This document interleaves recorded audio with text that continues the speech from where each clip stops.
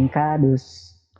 Fala, seus bosta que jogam o iogurte na pia e a colher no lixo. Aqui começa o Linkados Podcast. Linkados por quê? Porque todos os assuntos dependem de um link. Toda a informação provém de algo que já existe.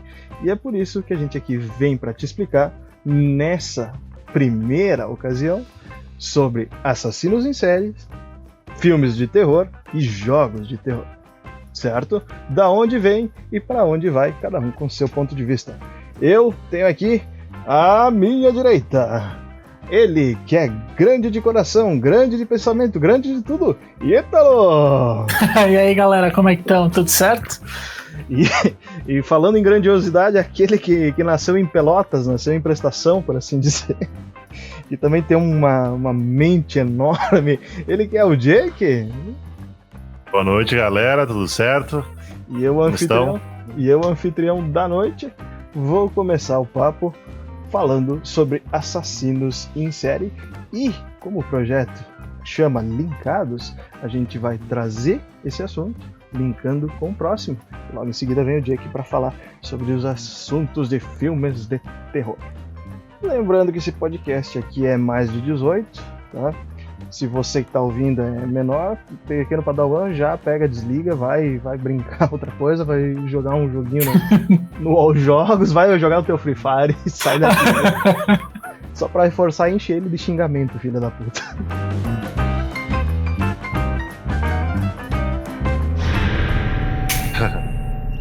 Certo. Vamos começar pela definição de assassino em série. Segundo o FBI, e meio que isso que se tornou um consenso geral, é uma pessoa que comete 3 crimes de assassinato com certa continuidade, com certos padrões. Geralmente a pessoa sofre de uma psicopatia, uma psicose, algo que é meio da criação, meio que da forma que ele evoluiu como pessoa e acaba se tornando algo mais pesado como um assassinato, que segue um certo padrão. E pra vocês terem uma ideia, o filho da puta, ele geralmente é misógino, ele prefere assassinar mulheres, que são tecnicamente mais fracas no quesito de força, né? Geralmente esses filhos da puta são covardes e eles seguem uma linha onde muitas das vezes o criminoso ele acaba agredindo sexualmente a sua vítima. O que a gente tem que fazer com esses filhos da puta, pessoal? Então, primeiramente a gente vai começar a matar um por um. Não, pera. Acho que assim vai me levar pro outro lado. Meu querido. Vai continuar, né? Vai continuar a série. Não, mas tem muitos governos que optaram justamente por isso.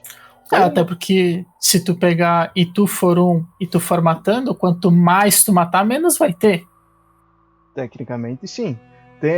Tu tá puxando aquela lógica do Batman, né? Se Exatamente. eu matar um assassino, vai continuar tendo um assassino. Mas se eu matar 30... Exato, vai ser 30 para 1, tá valendo. Colocando na balança, sendo que tu tá matando assassino e não gente inocente. Olha aí. Então, geralmente o padrão desses filhos da mãe são organizados em 2 setores. Entre os organizados, tá? Geralmente vivem em sociedade, tem um certo nível de educação, tá? Geralmente eles são os mais difíceis de serem, então, capturados pela justiça, e os desorganizados, que eles cometem assassinatos brutais. Geralmente com o que tiver à mão.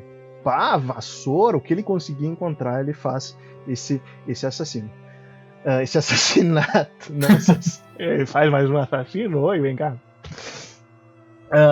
Então, vamos começar o mais lendário, o mais conhecido, por assim dizer, e que, por incrível que pareça, ele não chegou a matar tanto quanto os que tem aqui na minha lista. Mas vocês conhecem por Jack Stripador. O que vocês já conhecem dessa história, gurizada? Então, há um tempo atrás, eu assisti alguns vídeos do Vitor do Metaforando, e eu tava assistindo a sequência de vídeos que ele fez, onde ele acabava matando algumas mulheres numa determinada região. Ele seguiu um padrão sobre isso, só que até hoje é um mistério sobre quem é esse cara, porque nunca pegaram ele.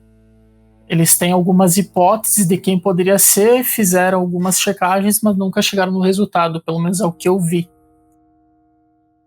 Eu tenho muito como conhecimento, principalmente no lado dos filmes, né? Aham. Cinema. Também nos quadrinhos, né? Nos filmes ele já esteve em vários tipos de filmes, principalmente terror e ação e aventura do final dos anos 90, né? Mas no quadrinho, o principal título que embarga o Jack Stripador é o do Inferno, né? Quadrinho do Alan Moore, que é um roteirista bem famoso no universo dos quadrinhos. Ali eles abarcam todo o universo dele, o porquê dele fazer aquilo, qual foi a sua origem, vai aplicando isso. E é isso aí, meu pequeno padawan. É para isso que serve o Linkados. O Jake já pontuou aonde histórias reais vão acabar gerando então o próximo assunto, que é o assunto dos filmes de terror. Uhum. Até se tu for ver em cima de jogos, até a Ubisoft um tempo atrás, em cima do Assassin's Creed Syndicate, se eu não me engano, é uma DLC que eles usaram em cima do Jack Stripador, onde em algumas partes tu pode refazer algumas missões ou reviver ou tentar viver o que ele fez. Eu achei muito interessante essa parte. E é por isso que chamamos Linkados. Voltando ao assunto ao do Jack Stripador, confirmado pela justiça, teve apenas 5 assassinatos, tá? Geralmente com padrão de mulheres que eram prostitutas. Afinal, o bairro onde aconteceu isso, ele era um bairro bastante pobre, onde tinha bastante violência, era o subúrbio, tá? Dessa cidade de Londres ali, onde ocorreram esses assassinatos, tá? Eles tiveram em torno de, se eu não me engano, alguns meses de diferença um dos outros, e teve um em sequência que foi no mesmo dia. E na ocasião ele tinha o padrão onde a vítima era morta através de degolamento, uma facada no pescoço, e tinha como característica a extração de órgãos internos. Por isso o lendário nome Jack Stripador. Certo? Esse foi um dos primeiros exemplos, o que marcou bastante porque teve bastante holofote, tá? Até de um ponto de vista social, onde aqueles guetos eram simplesmente ignorados pela sociedade da época. Os crimes já aconteciam, tá? Sempre tinha represálias e protestos contra a segurança do local, mas eles só conseguiram dar atenção para o mesmo quando uma história dessa veio à tona. Para o bem ou para o mal, aquela região começou então a ser policiada, tá? Depois desses crimes, e o que ocasionou então uma questão de maior segurança, pelo menos uma atenção pública quanto desse problema no local. Em si, não deveria precisar disso, mas mesmo uma ação desse tipo acabou no fim se tornando bacana para quem vivia naquela situação onde cada dia não se sabia o que ia acontecer. Isso é bem tratado, na verdade, na criminologia, em todos os estudos psiquiátricos também em cima de assassinos em série, né? A questão da origem deles, né? O porquê que eles começam a fazer esses assassinatos e até pelas características dos assassinatos, porque muitas vezes tem requintes de crueldade, né?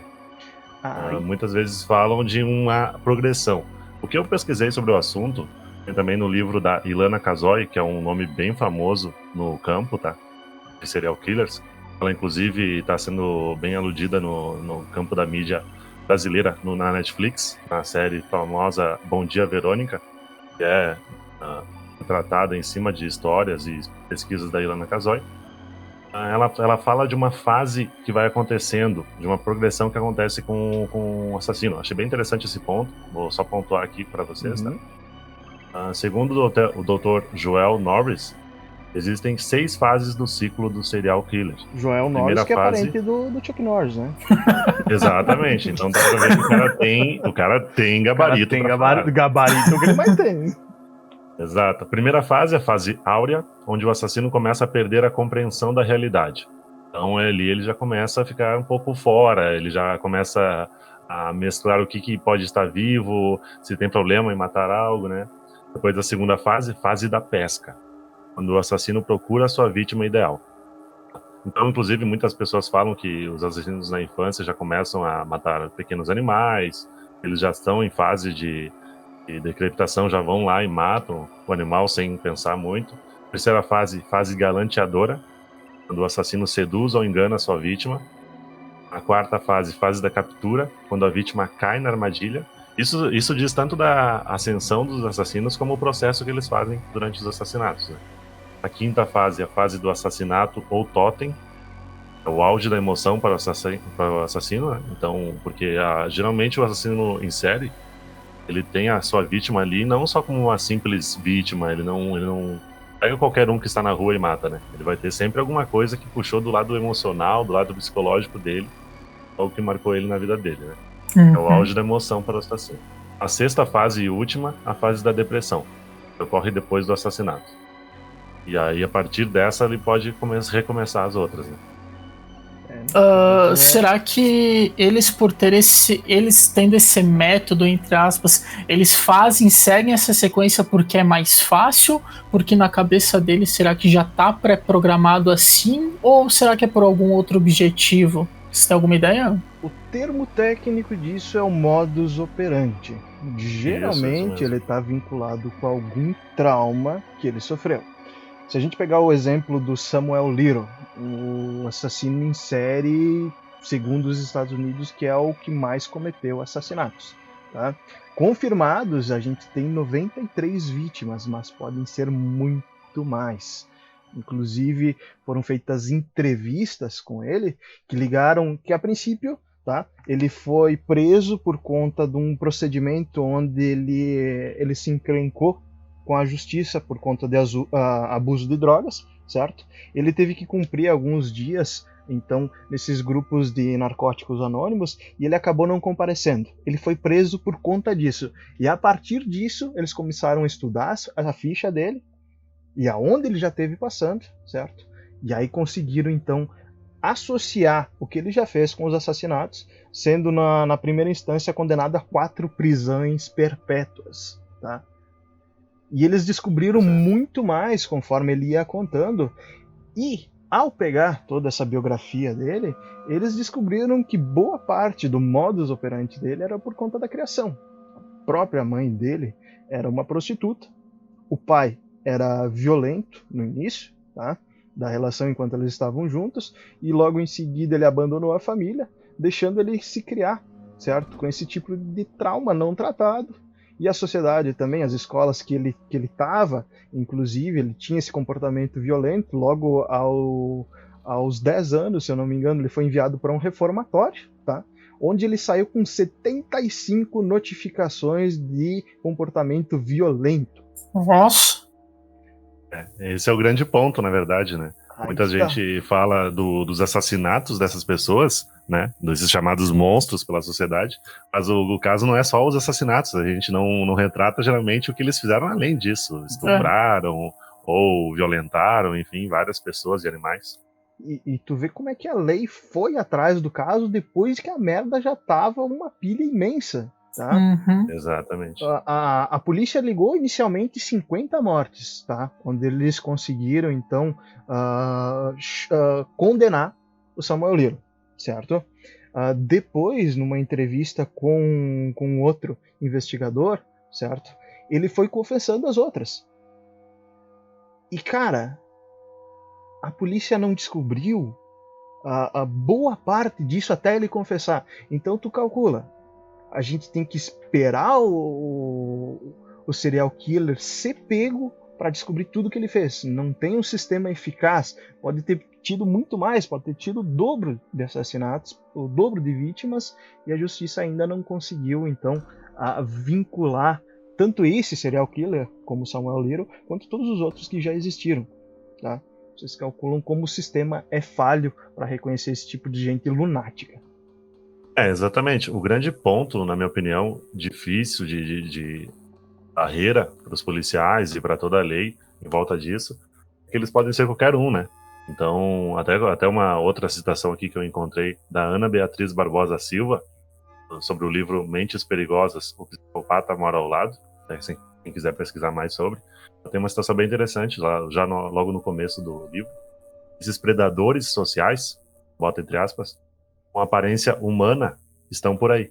Por que humana, né? Eles não são exatamente monstros. A gente muitas vezes imagina que o assassino em série tem uma barba longa, tem trajes fora do padrão de sociedade, ou são sujos, fedem, mas não, eles podem ser qualquer um. Inclusive, a maioria do que a gente tem aqui como lista de maiores psicopatas, eles são pessoas comuns, inclusive bem galanteadoras, e seduzem as outras, né? Sim, até se tu for ver pela série, tu tem Dexter como usar nesse caso aí. Exatamente. Isso aí, isso pontua os criminosos organizados, os serial killers organizados.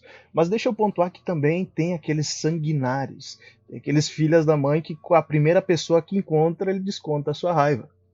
O exemplo é Yang Xinhai, certo? Que viveu de 1968 a 2004 e foi o assassino em série chinês que cometeu mais assassinatos entre os que foram comprovados na China. Ele cometeu 65 assassinatos entre 1999 e 2003. O que indica, segundo o que eles conseguiram então arrancar de informações de Yang Xinhai, é que ele começou, o estopim que deu então essa entrada a ele no mundo do crime, é que ele estava vivendo de favor com uma amiga e ele foi despejado. E a mente dele era tão quebrada, por assim dizer, que ele simplesmente por conta desse motivo começou a matar gente. Ele invadia a casa das pessoas na madrugada e o que tivesse no local, um pedaço de mesa, pá, faca, ele pegava e matava. E algumas vítimas, principalmente entre as mulheres, ele acabava molestando sexualmente também, seguindo o que a maioria dos padrões de assassinato em série seguem. O que eu ouvi falar até sobre, só pra complementar, Johnny, é que eles têm um aspecto muito megalomaníaco, né? Então, se não ocorrer do jeito que eles acham que é o correto, e se fugir também da vitória deles, na visão e perspectiva dos próprios assassinos, eles vão matar. Então pode ser isso, pode ser também um término de um namoro, ou até mesmo ser despejado de um trabalho. Qualquer coisa pode ser o estopim pro começo da matança. Geralmente os desorganizados têm essa questão, algum evento que desencadeia isso. Já os organizados é alguma patologia, alguma coisa que aconteceu, até mesmo um trauma na infância deles. Se tu for ver, tu consegue. Tem alguns casos que não chegam a virar, porque o pessoal consegue deter antes. Tem aquele caso das meninas de 12 anos da Morgan Jaser, Nissa Weirer e da Peyton, se não me engano. São 3 amigas do interior dos Estados Unidos, onde a Morgan estava completando 12 anos, tinha a Nissa que já tinha 12 e tinha a Peyton de amiga. Elas fizeram a festa na noite anterior e no dia seguinte combinaram de passear no parque. Só que quando elas estavam passeando, elas entraram para o local mais escuro, 2 amigas pegaram em cima da Peyton e começaram a esfaquear elas, tipo, sem motivo nenhum. Só que elas deixaram o corpo lá, deram 19 facadas e acharam que a menina tinha morrido. Depois de umas horas, a Peyton conseguiu rastejar até a estrada, pediu ajuda e levaram ela pro hospital e depois chamaram a polícia. Só que as 2 outras meninas voltaram para casa como se não tivesse acontecido nada. Então o FBI chamou elas, já prendeu, porque querendo ou não tinha o depoimento da outra, e elas acabaram surtando quando elas descobriram que a Peyton estava viva. Pra tu ver como já nessa idade já tinha desenvolvido. A Morgan foi diagnosticada com esquizofrenia precoce e a Nissa foi com um transtorno delirante para pós-traumático. E há boatos de que isso está vinculado à lenda do Slenderman. Exatamente. Elas falaram que fizeram isso e se elas não matassem a menina, o Slenderman ia voltar para matar todos os outros. Então elas meio que fizeram isso para fazer uma oferenda. Que é o que a gente vai falar logo em seguida, porque que a cultura pop transformou inclusive o Slenderman num joguinho. Num joguinho, num filme. Vamos falar agora de serial killer BR. Agora a gente vai usar o termo assassino em série porque aqui é Brasil, porra. O mais violento, aquele que matou mais vítimas, é conhecido como Pedro Rodrigues Filho, o Pedrinho Matador. Esse por alguns até inclusive ele é considerado um justiceiro. Ele nem sempre matava as vítimas por conta de fúria. Ele é um dos considerados desorganizados. Mas ele matava quem fazia alguma coisa de errado, geralmente bandidos, tá? Ele iniciou sua vida no crime aos 13 anos onde ele matou, tá? Ah, não, perdão. Aos 14 anos, onde ele matou o vice-prefeito da cidade dele, porque ele demitiu o pai. Meu Deus. Ele demitiu o pai dele, certo? E depois disso ele foi seguindo, tá? E matando mais gente, geralmente gente que fazia algum mal, alguma coisa, consideravam ele justiceiro, certo? E dos pontos mais interessantes é que ele matou o próprio pai. O pai havia assassinado a mãe dele e ele foi de peito aberto na cadeia e assassinou o velho dele. O velho dele tinha matado a mãe com 21 facadas e ele, por sadismo, matou o pai com 22. Tá, mas peraí, então. Podemos chamar ele, então, de Kira da vida real? Peraí, o cara tinha o pai que trabalhava na prefeitura, mas daí ele foi lá e foi demitido. Daí ele matou o cara, no caso, o vice-prefeito. Matou o vice-prefeito. Aí o cara foi pra casa, matou a mãe. Aí ele foi lá e matou o pai na cadeia. Depois de um tempo. Nossa. Efeito dominó de sangue. E na época ele foi considerado condenado a 128 anos de prisão. Mas aqui é Brasil, só fica 30, né? E bom comportamento 16. 3, mas na prisão ele matou mais 48 caboclos. Não tinha tempo feio pro Pedrinho Matador, cara. Alguns romantizam a questão, alguns levam ao ponto de que em alguns aspectos ele está certo, mas isso foi em função da forma também que ele foi criado, extremamente violento, extremamente sem o apoio de uma sociedade bacana. Ele era morador de subúrbio, presenciava violência todo dia, e o que acabou trazendo a criação dele, fazendo com que ele virasse assim. Não estou tentando jogar água no fato dele ter virado assassino, porque tem muita gente que é criada nessas mesmas condições e acaba dando a volta por cima ou acaba não se sujando com esse tipo de coisa. Mas tem que levar em conta que uma sociedade desregulada também é culpa desse tipo de coisa. O que eu acho interessante nesse ponto, Johnny, é que podemos achar diferença entre diferentes origens aí.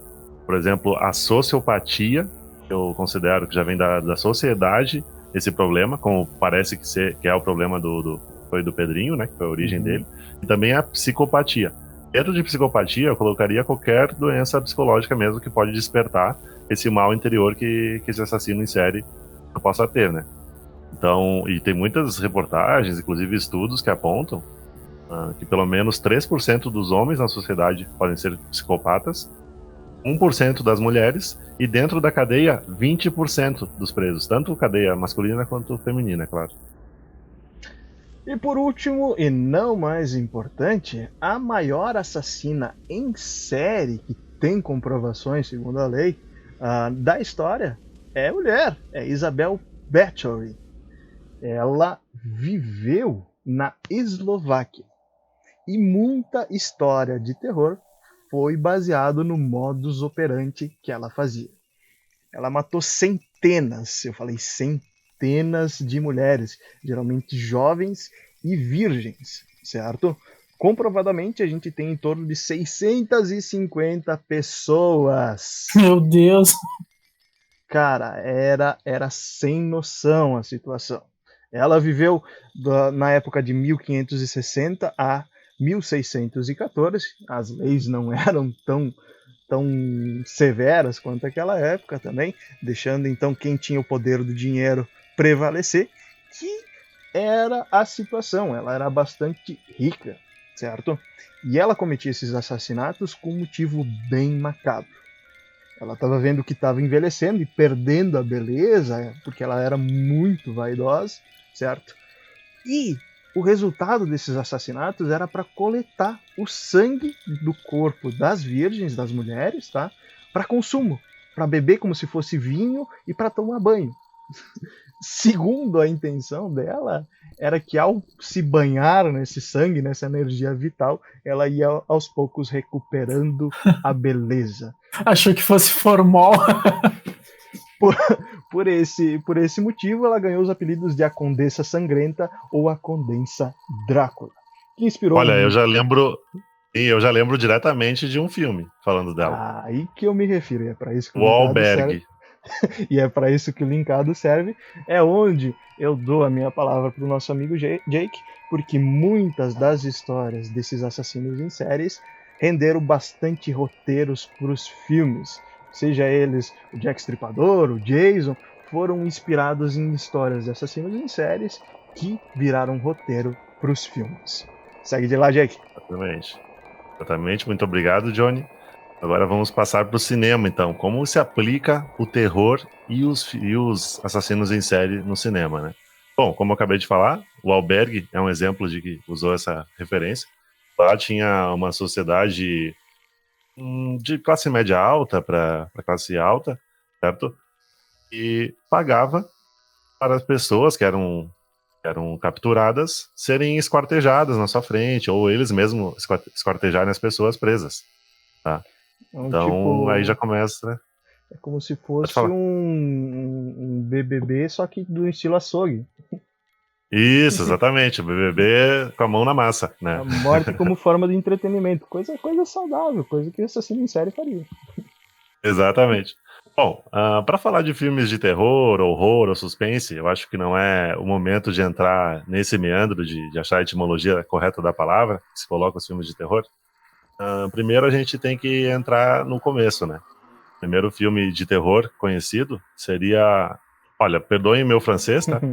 Le Manoir du Diable, tá? A Mansão do Diabo, do francês Georges Méliès. Méliès, acho que muitas pessoas que pesquisaram sobre a história do cinema, foi um dos primeiros cineastas, fez os primeiros curtas, inclusive o Le Manoir du Diable é um curta-metragem mesmo de 2 minutos. Desculpa o meu francês que eu falo campeiro. Exatamente. E o ano foi em 1896. No final do século XIX, já estavam produzindo coisas góticas, coisas aterrorizantes, né, pessoal? Agora, para a gente entrar no mérito dos subgêneros do terror, eu acho isso muito interessante. Inclusive, é muito importante pontuar, né? Isso aí. O terror é que nem o rock, ele tem muitas variáveis, né? Exatamente. Muitas variáveis, muitos rótulos, né? Eu trouxe aqui uma relação dos principais gêneros de terror. Eu não vou conseguir entrar em todos os subgêneros principais, né? Mas vamos abarcar os principais por ele. Tem o slasher, né?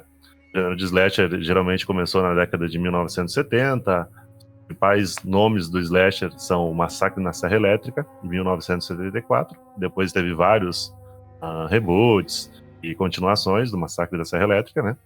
Inclusive, para fazer agora o linkado, né, com o assunto anterior do Johnny, o Massacre da Serra Elétrica, inclusive outros filmes como o Psicose e o próprio Silêncio dos Inocentes, foram inspirados em um assassino em série muito famoso, tá? Ed Gein, o famoso Louco Carniceiro. Tá? Ed Gein, o Louco Carniceiro, ele matou muitas e muitas vítimas, tá? Na década de 50, 1954, Ed Gein tinha uma peculiaridade nos assassinatos dele. Ele matava as pessoas, o modus operandi dele, exatamente. Ele matava as pessoas, mas não simplesmente matava a pessoa e ia enterrar ela ou desovar o corpo em qualquer canto. Ele usava o corpo, os ossos, ele fazia peças dos móveis dele, né? Itens de decoração. A pele, ele fez muitas roupas para ele mesmo, inclusive encapou alguns móveis da sua casa, as peles das pessoas. Inclusive, ele tinha um grande fascínio pelos órgãos sexuais das mulheres, né? A polícia encontrou depois na casa dele, quando capturou, várias caixas com vaginas, e ele cortou das mulheres, tá? O cara nem pra comprar uma boneca inflável, né, pô? Exatamente. Mas teve um final feliz, morreu no hospício, o Ed Gein, né? Nos últimos dias dele, no hospício de Mendota Mental Health Institute. Aqueles lá onde o tratamento era choque na cabeça. Exatamente. Eu adoro a medicina daquele tempo. Lobotomia. Só a gente não. Mas esse mereceu também, né?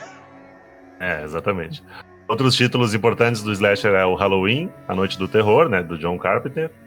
Tem o Sexta-feira 13, que tá no meu coração, de 1980. A Hora do Pesadelo, de 1984. Esses são os principais títulos. É claro que teve vários outros títulos, inclusive continuações desses próprios títulos que eu informei. Né? Aquele que tu falou que coletava pedaços humanos lembra bastante o Olhos Famintos. Muito. Também, exatamente. Inclusive, tem bastante a característica dos Olhos Famintos no Massacre da Serra Elétrica. Eu acho que os filmes de slasher, eles são muito linkados mesmo. Perdoa o uso da palavra de novo, né? Porque, na verdade, um assiste o outro e os diretores realmente eram amigos, os produtores podiam ser diretores e escritores, então eles iam produzindo e, inclusive, o pessoal de maquiagem, efeitos práticos.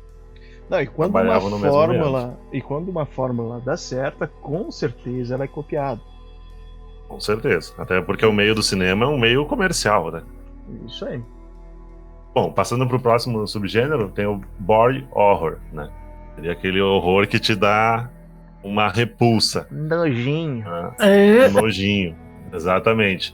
Por exemplo, com títulos como A Bolha Assassina, de 1958, A Mosca da Cabeça Branca, o título já diz tudo, né? De 1958 também.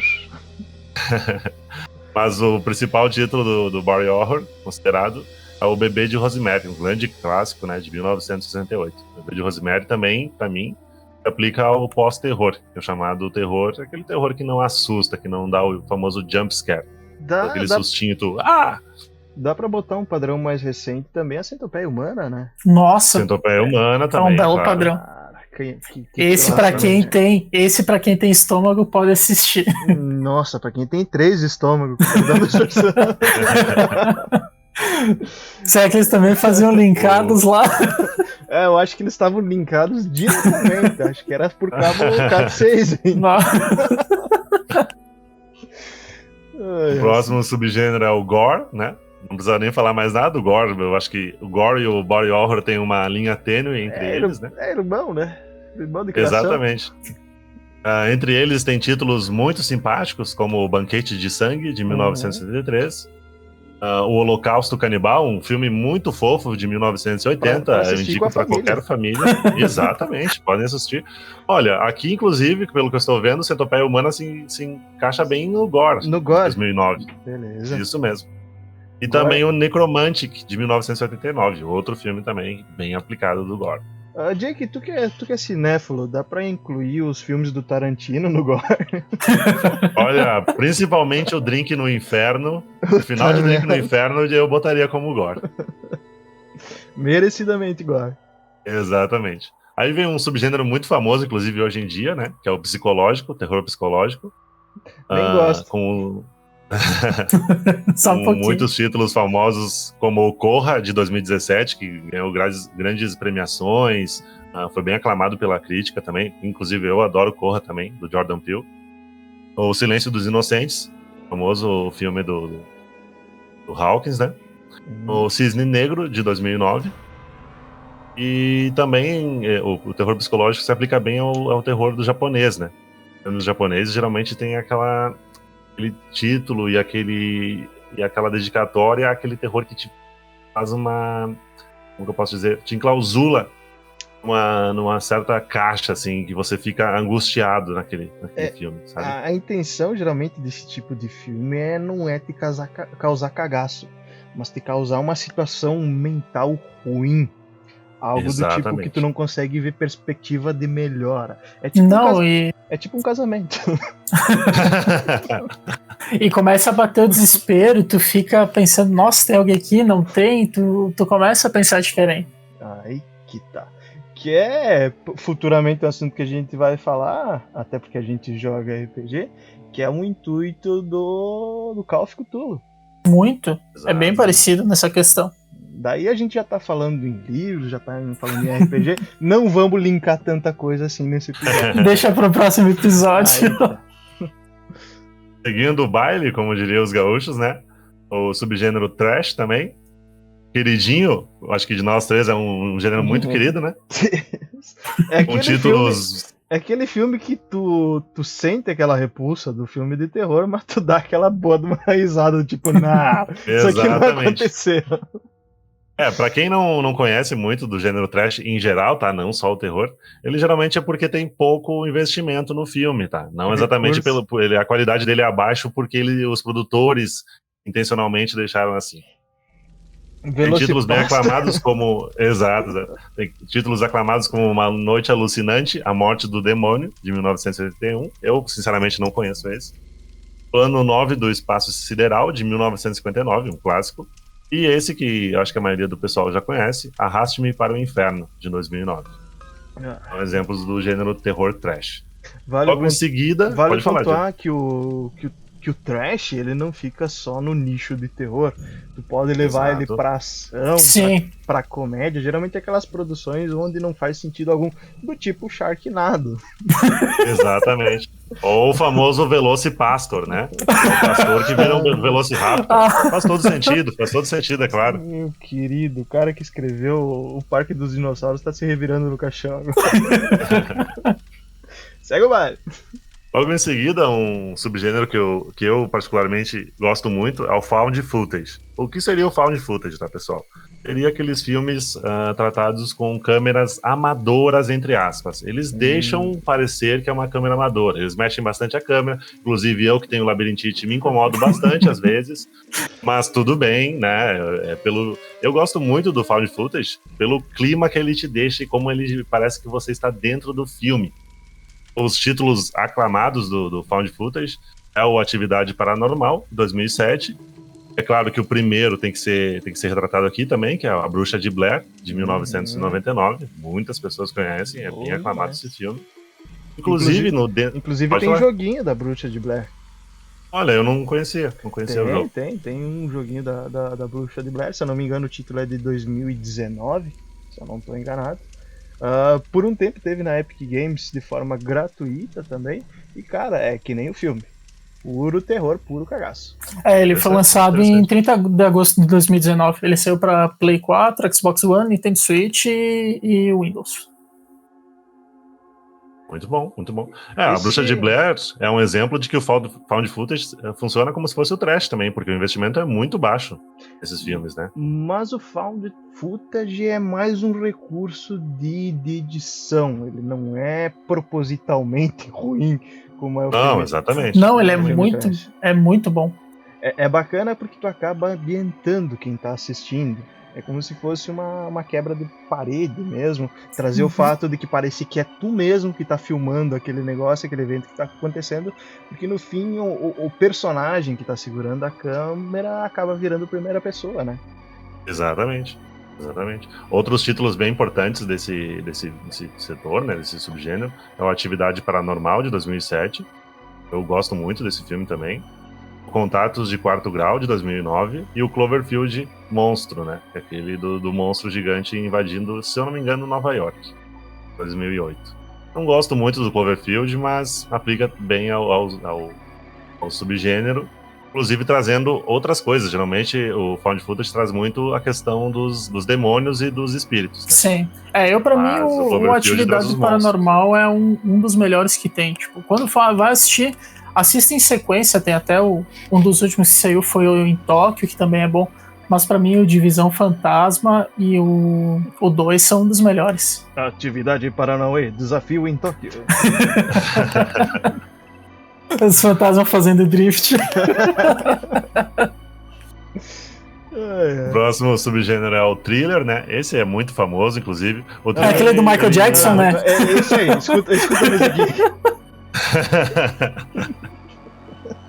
E aí, o thriller é muito famoso porque ele assemelha-se e, inclusive, usa os elementos muito do suspense também, né? Então, por isso que o thriller ele é muito famoso. Geralmente, o thriller traz muita gente pro cinema, bilheterias altas, né? Geralmente é aquele que dá cagaço, né? Também. Inclusive com um roteiro bem trabalhado. O thriller geralmente tem um roteiro bem trabalhado. Ele se desenvolve bem durante a trama. Exemplos desse subgênero tem o Seven, Os Sete Crimes Capitais, filme ótimo, de 1995. A Origem, de 2010. É considerado um thriller, tá? Não parece. Muita gente fala de ação, aventura. E A Órfã, de 2009. A Órfã é muito zoado, cara. Tu fica assim com a cabeça a mil. Exatamente. O filme Chega traz uma história muito perturbadora, né? Nossa. Chega uma hora do filme e tu diz, que? Como assim, né? What the fuck? Tem uns filmes de terror também considerados natural, subgênero natural. O que seria o natural, né? Que aplica coisas da natureza mesmo. Então, animais, ou até mesmo eventos como tsunamis ou terremotos. Sharknado? Sharknado, exato. Um evento natural, né? Títulos como Os Pássaros, de 1963, um clássico, né? Aplicado em vários outros filmes que fizeram homenagem. Tubarão, de 1973, do Spielberg, queridinho, né? E o Godzilla, de 1954, que agora está tomando foco de novo pela mídia, né? E aí, Jake, tu é Team Godzilla ou tu é Team King Kong? Eu sou Team Kong, cara. Eu sou Pato no peito e macacão, cara. Eu sou Team Cthulhu. Espera quando ele acordar. Apelou agora, né? Trouxe o pai deles agora pra falar. Tem o subgênero cyber, que geralmente não é muito bem visto pelos cinéfilos, pela crítica e pelo público em geral, né? Tem títulos como Amizade Desfeita, de 2014. Aquele filme da conferência de Skype que as pessoas vão morrendo. Um efeito bem natural, né? Você não vai indo na casa deles. Eu acho bem interessante esse filme. Pra esse ano de 2020 aí, a questão do Covid em si, poderia ter feito um remake já. Olha aí, é o pessoal linkado em casa, né? Exatamente, terror cyber, né? Com hackers, psicopatas e serial killers a partir de um computador. Temos também o Cairo, de 2001, e A Face da Morte, de 2012. E por último, outro que é muito importante ser aplicado é o subgênero gótico. Inclusive, esse subgênero foi trazido, é claro, da literatura, que é onde nasceu o terror. Grandes nomes aplicados nesse campo é A Entrevista com o Vampiro, com o Brad Pitt e o Tom Cruise. Eu adoro esse filme, inclusive, de 1994. É aquele que ele diz, não quero falar com bandeirantes na frente. Morre! Drácula. Outro título que é muito interessante, eu adoro esse filme, é Os Outros, de 2001, com a Nicole Kidman. Eu adoro esse filme porque não tem uma gota de sangue e ele é assustador, e é um clima muito, muito, muito claustrofóbico. Olha aí, pequeno Padrão, você que tem hemofilia, tá aí a recomendação do Jake. Pode assistir tranquilamente. Bom, agora eu termino... Não, hemofobia. Eu termino agora a minha participação, vou passar para o meu amigo Ítalo, o lenhador. O lenhador. Então, eu já para falar dessa parte em questão envolvendo filmes e jogos, então vamos unir um pouquinho os jogos nessa questão. Vamos falar um pouco então do Shinji Mikami, que ele que é o diretor responsável e criador do Resident Evil. Opa. Porque ele, como foi a mente responsável, ele nasceu lá em 1965 em Maguchi, na província do Japão, como o Jake mesmo falou antes. Eu já tive um desse. Tamagotchi. Como ele mesmo disse, lá no Japão essa questão dos filmes de terror é muito importante. Então na adolescência dele ele era apaixonado por isso. Os filmes de terror para ele marcaram muito. Só que como não tem como viver disso muito lá, e ele não tinha muito como investir, ele teve que ir para o outro lado. Ele foi fazer uma faculdade de comércio e acabou se especializando na área de mercadoria. Só que como na faculdade, já no final, quando ele estava se formando, a faculdade fez uma festa com a Capcom, eles acabaram fazendo alguns lançamentos de jogos, anúncio de alguns produtos, e no meio da festa tinha alguns desenvolvedores, alguns produtores, e ele conversou com o pessoal. Resumindo, no final da festa ele estava apaixonado por esse mundo dos games. Só que, como ele não era um bom programador, ele usou alguns dos contatos deles para conseguir entrar na Capcom. E aí ele entrou como planejador e conselheiro na produção. Então, me ajuda a fazer esse aqui, dá uma olhada nesse aqui. E ele trabalhou em alguns games que tiveram uma boa repercussão, e aí saiu o primeiro título bom para ele. Claro que não tinha nada a ver com terror na época, mas para quem jogou plataforma, Aladdin foi um baita de um jogo, até porque vendeu 2 milhões de unidades. Porra, foi com ele que... Eu adoro. Foi com ele que a gente descobriu se no céu tem pão. Tem uma fase que é no céu e tem os bônusinhos que é um pão. Isso daí é só, exatamente. Isso aí é só quem é velho pai, que nem eu, vai lembrar. Quem ia ali no centro jogar nas plataformas sabia como é que é.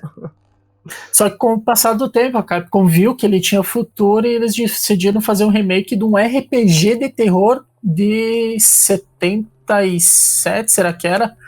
Que era Sweet Home. Só que como já tinha se passado um tempo, não estava mais com essa vibe, e ele tinha aquela paixão de antigamente dos filmes de terror, ele lembrou de um filme italiano que se chama Zombie 2, que foi lançado em 79. Mesmo ele não gostando muito do filme, ele acabou utilizando algumas referências como o próprio visual e os sons que os zumbis faziam para poder passar para essa questão. Aí que tá, nenhuma produção é completamente inútil. Tu pode transformar qualquer material anterior e linkar para um material bom. Uhum. Na época até ele pensou em fazer o jogo em primeira pessoa, só que o dispositivo da época não conseguia, não tinha hardware suficiente para, tipo, vai ser legal.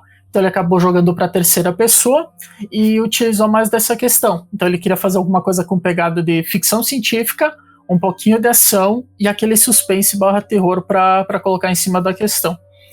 E aos poucos aquele remake que começou a ganhar uma nova identidade, que lá no Japão ficou conhecido como Biohazard e pro resto do mundo como Resident Evil. O Presidente Evil! Que lá em 1996 ele foi desenvolvido e publicado pela própria Capcom e ele acabou superando o pai dos jogos de survival horror em 3D, que na época era Alone in the Dark. Muito bom, por sinal. Eu joguei bastante isso aí. Sozinho no escuro. Exato. Era assim que tu jogava? Tipo isso. Não tanto escuro, que senão não saia mais de lá.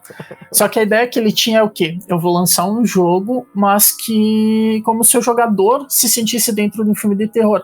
Tanto que o primeiro Resident Evil, as cutscenes das transições eram em live action. Até a introdução do jogo foi tudo feito em live action.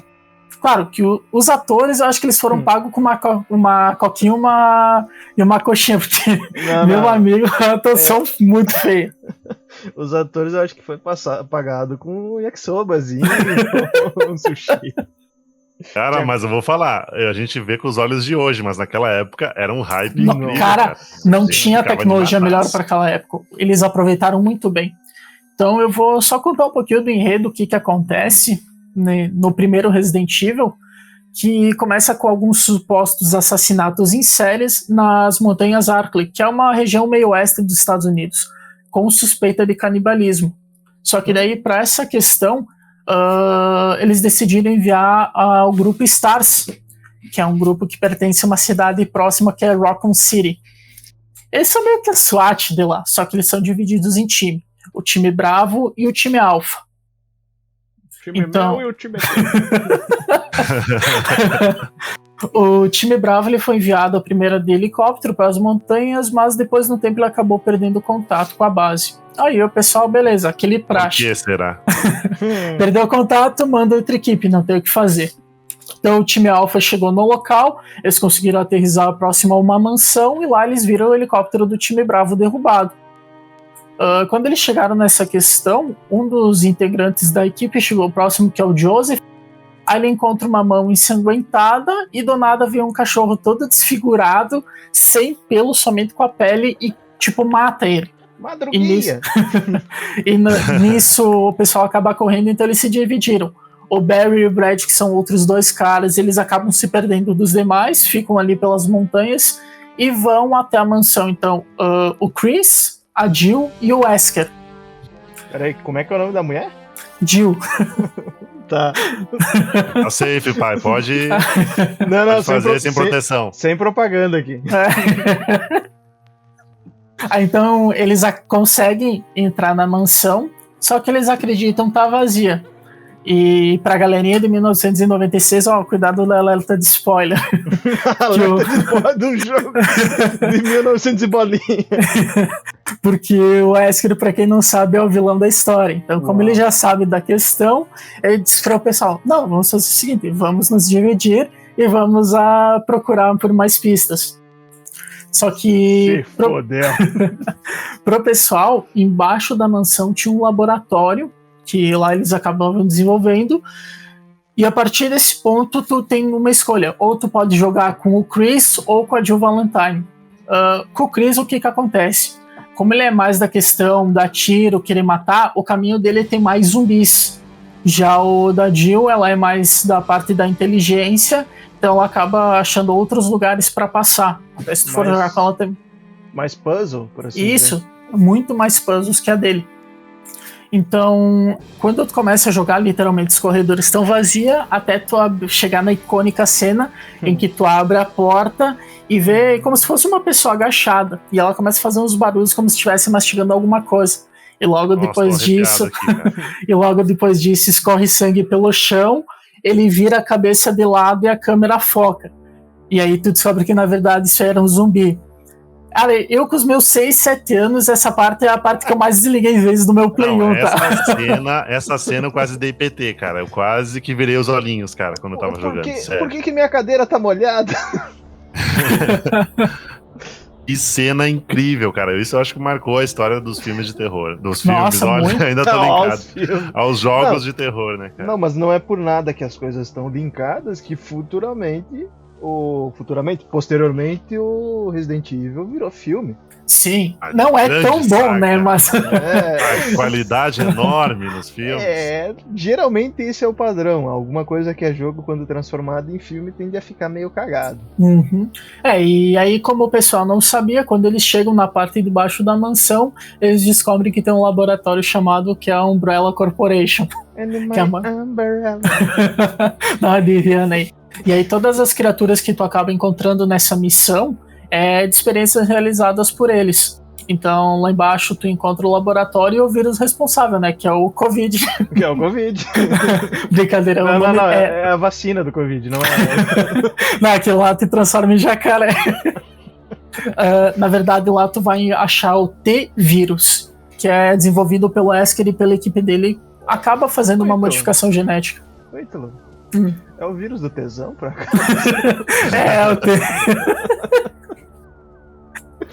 E aí, na verdade, tu acaba descobrindo que todo esse tempo o Esker ele é um agente duplo que trabalhava para eles, e quando tanto o Chris e a Jill descobrem isso, eles começam a caçar ele para pagar por tudo que ele fez para a equipe, tanto matar o time bravo como fazer sumir com o resto. E ainda mais que ele pode falar. Notoriamente dava pra ver que aquele time primeiro não era bravo. Eu queria falar que a Jill ela é uma boa namorada, cara. Ela é uma ótima namorada. Jill Valentine. E aí, como 10355. E aí, como o Chris considerava o Wesker como um ótimo amigo e considerava ele muito por essa questão, aí começou uma rivalidade deles. Até hoje não sei se tá morto ou não. Só que durante o game, dependendo das tuas escolhas, tu vai ter 2 finais com cada personagem. O verdadeiro e o fake. Então, no mínimo, eu recomendo tu jogar ele com paciência e zerar umas 5 vezes com o pessoal. Como vai ser a primeira vez jogando, na época demorava a primeira vez umas 7 a 9 horas contando todas as cutscenes, porque não tinha como pular. E também tu tinha... Esse é o pior terror que a gente falou até agora. Que não dá pra pular. Ainda mais aquela com aqueles atores. Né, Ítalo, é muito importante saber que naquela época não era possível pausar o jogo e pesquisar no Google como passar da fase 2. Naquela época, jovem padawan, tu tinha que suar frio. Ou se tu fosse uma família mais apoderada, poderia comprar a revista, mas aí perdia a graça. Exato. Então, famosos detonados. Exatamente. Então tu tinha o tempo que demorava para fazer, tinha os puzzles que às vezes era um pouco complicado, mas depois de algumas vezes jogando tu já compreendia e o tempo diminuía. Então, mesmo às vezes tu tendo que voltar em vários lugares, tu pode ver que tanto a ambientação quanto a mansão em si, ela tem aqueles corredores longos, os quartos escuros, alguns quadros estranhos que trazem a sensação de ter um filme de terror. Então tu olha pelo lugar, tu vai passando, tu sente que a qualquer momento pode aparecer. Até o jogo fazia isso. Tu andava por 2, 3 corredores e não tinha zumbi. Aí tu, aqui vai ser tranquilo. Quando tu chegava, tinha. Pau no seu U? Outra coisa que me dava muito cagaço era a abertura das portas, cara. Porque ficava aquela porta, exatamente, preto, isso e o barulhinho. Uhum. Até uma das coisas que dá pra falar, porque os gráficos da época até que eram bem bonitinhos. Só que os cenários, na verdade, eram fundo fixo, como se fosse uma fotografia, e os objetos e personagens eram em 3D. Então tu dava para ver facilmente quando tu tinha que mover um objeto ou fazer alguma interação, porque ele tinha uma cor diferenciada. Inclusive a animação dos personagens, se eu não me engano, é por captura de movimento. Exatamente, eles já usavam a mesma tecnologia para alguns filmes nessa questão. Você vê como foi Jake, notório, né? Jake, pelo amor de Deus, repete o barulhinho da porta. Ó a Garelli passando. Só, eu acho que para quem jogou tanto como eu, que ficava muito bravo pela questão, é a câmera. Porque independente do cenário, ela não bravo, então. A câmera ficava em constante troca. Então era uma posição, era bem complicada no início até acostumar, até acertar os tiros. E em questão da trilha sonora, então não tem nem o que falar, né? Porque a cada momento eles deixavam aquele clima tenso, mas na hora da ação eles diminuíam para poder dar a questão de tu escutar os passos, tu escutar os inimigos, os tiros, para te deixar mais concentrado. E é jogo da antiga, não tem auxílio de mira? Não tem. Nós estamos falando de 96. A versão que saiu com auxílio pro analógico, para quem não sabe, o Play 1 tinha 2 controles. Um mais pequenininho sem analógico e depois saiu o maior. Saiu em 98 só, então eles demoraram ainda para colocar. Mas isso veio mais da questão dos Estados Unidos, porque como ele saiu no Japão, o pessoal lá não tinha o mimimi de não conseguir mirar. Não consegue, né? Então, até a questão do que o Jake falou, os loads eram bem interessantes, porque sempre era uma porta abrindo, tu subindo ou descendo uma escada, mas o medo era uma hora dessas, é que tu tá fazendo uma ação dessas e, tipo, vendo um zumbi te atacar. Mas isso era uma... É bacana pontuar, porque eu acredito que foi um dos primeiros a utilizar esse recurso do loading como algo para te deixar na ansiedade. Exato, porque às vezes tu tá jogando e começa loading, e fica carregando, tu perde a interação. Então até uns jogos mais atuais que usam bastante disso, tu pode colocar até os Dragon Boys, onde eles vão colocando a questão para tu ficar ou lutando já com o inimigo, ou carregando. Como é que é o nome dessa boy band, hein? Os Dragon Boys. Dragon Boys. Então é uma questão muito boa. Tem um bolão, né? É, isso aí. Só uma coisa que não dá pra falar tão bem desse jogo era a dublagem, porque como eles não tinham a captura de movimento e a questão labial, então eles falavam, depois o boneco ficava, tinha muita queda de frame na época. Até porque o japonês tu fala, tu sai, tu disse, bom dia. Oh, meu. Mas em questão, como os programadores de lá são muito bem elaborados, também o pessoal faz muito bem o serviço, a inteligência artificial dos jogos era muito boa, onde os zumbis ficavam só naquele modo, ligar e na função matar. Só que daí é a questão de ser burrinho, né? É zumbi, não tem muito o que fazer. Tá ok. E já a questão para salvar, que eu acho que isso aqui pegou muita gente, o pessoal achou que não existia ponto para salvar. Porque não tinha um botão escrito lá, salvar. Tu tinha que achar algumas tintas em alguns pontos específicos, depois encontrar as máquinas de escrever nas famosas safe room, que é onde não tinha inimigo, lá tu podia salvar o jogo tranquilamente, mas não é questão, joguei 5 minutos, vou salvar. As tintas, elas eram escassas, elas tinham um número limitado. Então, quanto menos vezes tu salvava, mais recompensa tu ganhava no final. Até porque é como se tu salvasse, tu digitasse e contasse pro teu comandante como estavam sendo as coisas lá. Olha aí, eu acho esse recurso muito inteligente, inclusive, cara. Tanto a questão do loading ali, quanto abrir a porta e ia renderizando, né? Então a máquina de renderização ia renderizando, né? E, inclusive, o safe room ali, que era a máquina de escrever, porque, você tá no meio de uma missão, você vai escrever uma carta e deixar pro teu pelotão, né? Ele foi aclamado por muitas pessoas, tanto que, assim, nas reviews mundiais ele teve 9,1 na questão, ele é considerado mundiais. Então, por muitos que já jogaram ele, de toda a saga, consideram ele o melhor ou até top 3 nessa questão. Porque mesmo ele tendo um background mínimo para os personagens para um primeiro jogo de apresentação, ele conquistou uma grande legião de fãs nesse caso. Então ele foi um grande marco para os jogos de terror e sobrevivência da época. Ele vendeu... Pode falar, Johnny. O que gerou um hype até para os jogos atuais. Quando tu vê essa marca estampada num game, cara, tu sabe que dali vai vir coisa boa. Isso até porque o primeiro jogo vendeu quase 6 milhões de unidades. Caralho. E na época não tinha essa questão como foi no Play 2 que tinha tu piratear um jogo. Lá o pessoal comprava toda a mídia física. E tu leva em conta realmente. que não era todo mundo que tinha acesso ao console. Exato. Né? Nós estamos falando 6 fucking milhões. Isso aí, nós estamos falando de 96, então era bem, bem complicado. E só que, claro, ninguém gosta tanto da sequência porque o 1, o 2, o 3 e o 4 eu gosto, porque eu joguei todos. O 5 ele já saiu dessa pegada terror, o 5 e o 6, e aí depois voltou com a questão, que virou mais ação, e aí eu não curti muito. Agora, o Resident Evil 7 veio com tudo, já trouxe aquela questão de te deixar de novo aflito, ter os jump scares, como o Jake mesmo falou, e agora eles estão com o lançamento do Resident Evil 8. Vamos traduzir isso daí, não é jump scare, é tranca-cu. E agora vai ter um lançamento agora esse ano, se eu não me engano é em março, do Resident Evil 8, que isso eu vou querer jogar com toda certeza. Muito show, cara. Dois grandes motivos. Grandes motivos, né? Bips. Só uma das coisas tristes em falar dessa situação é que uma das atrizes que fazia a segunda vilã acabou falecendo fazem 15 dias, eu acho. Então, isso. Daí o pessoal já deu uma desanimada, mas vão fazer já a questão dos créditos, vão botar em homenagem a ela também.